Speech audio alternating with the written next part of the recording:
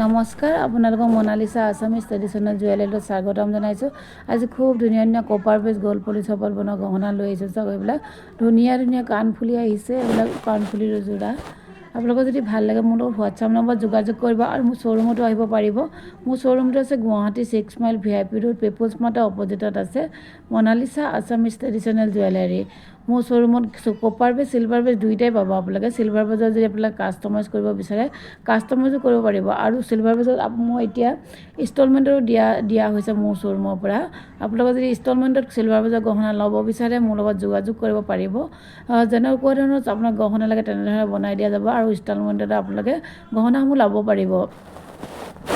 আৰু মোৰ শ্ব'ৰুমতো সদায় ডিছকাউণ্ট থাকে, আপোনালোকে ডিছকাউণ্টো ল'ব পাৰিব, আৰু অনলাইন যোগেও লওঁ বুলি আপোনালোকে ল'ব পাৰিব।